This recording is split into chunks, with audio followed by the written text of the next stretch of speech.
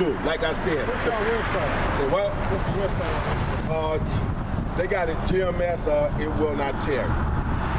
He asked about your website. On YouTube. Yeah, they'll write the information down for you. So yeah, so this is what I'm saying. Your pastor's not gonna tell you this. Yeah. They're not gonna tell you that you're an Israelite. You know why? Because there's too much division in that. There's too much money that he can lose in that. He's got a 501c3 charter that's in there, and this type of thing. He's been told that he can't preach against homosexuality. He can't preach against the government. They tell him what he is. They dictated it and whatnot. And right now you got Farrakhan, which is under a 501c3, is now trying to tell his congregation that Edom, because he used a lot of scriptures, but Edom's not the white man. I just got into it with a cat, and I almost ain't got into it. We was having an intelligent debate, and I could see he's a full cup. He's so full of that Islam, which he don't understand. That Islam come with the Nicene Council. And he was trying to say, because here was this thing, because I showed him Habakkuk 2.40. It says, Israel, remember your promise. Okay? Which is, if you're an Israelite, remember the promise that was given to you. Remember the covenant that was given to you by your Lord. Okay? It also tells them that the children of Israel go to your power. Go to your power. To your God. Right. And it also says in the Quran to acknowledge the prophets of the Bible. Okay. But to answer your question, this is Wikipedia, right? Wikipedia.com. This is this man named is Stanley Levinson. Yep. And I'm gonna read about it. This is I'm gonna read it for the camera too, brother. Yeah. Right up loud. This man's name is Stanley Levinson. It says Stanley David Levinson, born May 2nd, 1912. He died September 12th, 1979. It says was a businessman from New York who studied at the University of Michigan. Let you know he's a so-called Jew, because his name is Levinson. That goes back to Levi's son of Levi, which is Levi was one of the 12 tribes. But this is a so-called Jew, right? It says he studied at the University of Michigan and who had also attained a law degree from St. John University. He was a longtime activist in progressive causes. He is best known as an advisor to and close friend of Martin Luther King Jr., for whom he helped write speeches and organize events. I mean, you can read it for yourself. Okay. Because this is in Daniel, the 12th chapter, it tells you that at the end, knowledge shall increase. Right now, we got the internet. Anything you want to know, you can Google it, and it pops up on the internet. Anything, you know? They call this what? The information age. So if anything that you want to know, you can search it up and look for it. That same guy you was reading about, him and his cronies, they try to control everything. Every corner of the earth they try. But see, now the so-called Jews, they rightful name, their biblical name is Amalek. And Amalek is a son of Esau, Edom. So Amalek is the top family of Esau that's ruling this family. Those are the Rockefellers, the Rothschilds, the DuPonts, the Oppenheimers, you know? But go ahead, Bob. No. How do you break down The 12 tribes? The 12 tribes of Israel? What tribe are we? Hold on. Judah. Hold on. We would. Forget it.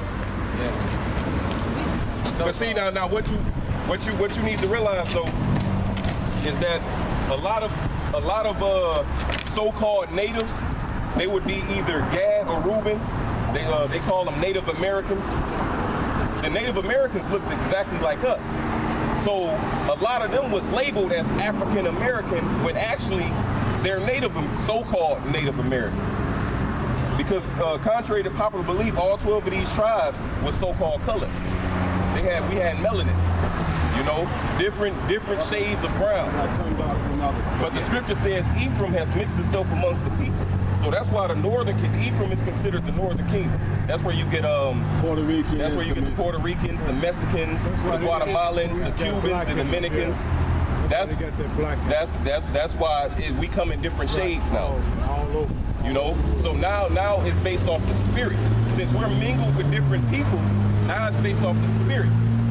So there could be a so-called white man who's actually comes from one of these 12 tribes, who's actually an Israelite. On his father's side, yeah. There can be a so-called black man. It could be a guy that looked just like us, but his lineage comes from Esau Edom. He's actually a so-called white man. There's a thing in the Bible called confusion of face. You know, so it's all based off the spirit and not off the personal appearance. Appearance. So get his birthright. Okay. Yeah. Okay. But because here's what it is: the man carries the seed. Whatever a man shoots into, that's going to be his lineage. Okay. For example, like if you was to have been with a Japanese man, no matter how many kids you and him have, and no matter how much features they take of you, their lineage goes back to that Japanese man. like for example, you got an apple seed, you got a pear seed. If you take that apple seed and you plant it amongst a bunch of pears, what's growing out of that ground? An apple still gonna grow. So the seed, the man carries the seed. So whatever man plant, whatever he planting, whatever woman, whether it be a Chinese woman, because a woman is considered soil in the Bible. The man carries the seed, the woman is the soil. You plant the seed in the soil. The woman neuters that seed, just like the soil does. Nurtures that seed. But whatever, neuter. Hey, I twisted it up last time. But whatever comes out of that woman is the seed of that man. So like the brother said, if one of our women, an Israelite woman, sleeps with a so-called white man, an Edomite, that child she has will be an Edomite. Yeah, because no matter how dark he is, like Lenny Kravitz, he'll be an Edomite. Hey, because there's a lie out there that's saying, oh, if you're black, that's dominant. That's not true. That's not true because the father, the man carries the seed. So no matter how dark-skinned the child comes out, you know, hey, the child can be black as that truck over there. If his father go back to another race, you know what I'm saying? Besides the so-called dark races, if his father go back to any other race besides these, he's of that race. Okay, come on. We got a child of that race. Before you get the scripture, I'm pretty sure the brothers, let you know we're not Africans. They're a totally different set of race. They're a totally different dark people. We're not Africans. One of the biggest lies they ever told us was that Africans were selling Africans into slavery. Africans were selling Israelites into slavery. Because so we are more closely related to the so-called white man than to the real Africans. Because Jacob and Esau came out of Rebecca at the same time. The first came out red all over. Who got red as pink as flesh? But they didn't come out at the same time. Esau came first, then Jacob came. Yeah. One of them pulling on the other one. Jacob was holding on to the heel of Esau. Esau came out first. He came out red as a hairy garment. That hairy garment is because we used to take badger skins and dye them red and use them, so they was able to relate to that color. That's what it meant. That's why it says red like or as a hairy garment. Because they was using certain badger skins and dyeing them red for certain things that people could relate or know what that meant as far as that. But the red is talking about that. Somebody give me a picture of a red white man. On your website, what y'all talking about today? That on the website? Yeah, we probably have to search through it. Hey, you probably got to get on the elders' website. They go into more in depth. There we go. There we go. Look how pink that man is on the bottom. Okay? Came out red and pink as flesh.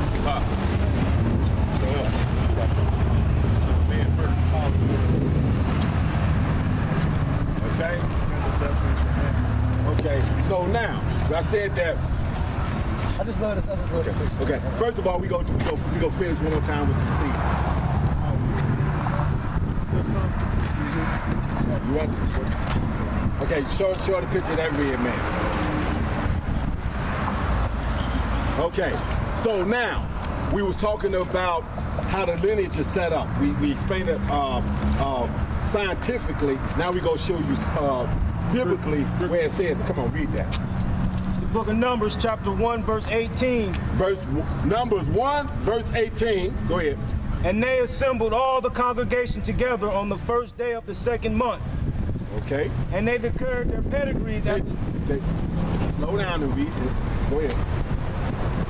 They declared their pedigrees The word pedigree goes back to lineage. Your pedigree. Like Let if you had her get there. Okay. Numbers 1 and 18. Numbers 1 and 18.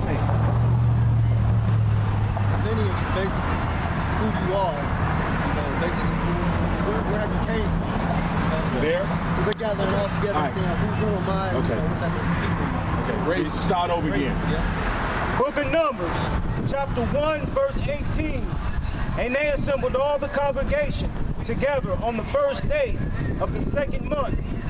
They got all the Israelites together and getting ready to deal with lineage right now. Go ahead. Together on the first day of the second month, and they declared their pedigrees. They declared their lineage After their families. After their families. By the house of their fathers. By the house of their fathers. That's how they declared it. They didn't declare. So all this other kind of stuff, like the Jewish people want to say that your lineage can be declared by your mother. But the scripture says it's declared by your father. I got a scripture. Go ahead, Al. It's that seed. That's seed. I got you. Wisdom of Solomon. Wisdom of Solomon 7:1. Wisdom of Solomon 7:1. Now this would be in a book called the Apocrypha. Okay, if you had a King James 1611 version of the Bible. Okay. This is a King James version, 1611 version of the Bible. Open this one. Okay, hold this. Between your Old Testament and your New Testament, there's 400 years. They took it out. The Bible Destruction Group started playing with the Bible from 1776 to about 1826, about 50 years. If you go right there in the middle of the Bible, yeah, see Kings, right? Yeah. Okay, you got Kings right there. You got Chronicles right there, right? Okay. You got Esther, but now in the middle of that, you got Job. You got Psalms, right? So you can see it all the way up to that point. Jeremiah, all that. But now, Ezekiel, Zephaniah, but now, right here, Zechariah will be the last Bible in the thing, right?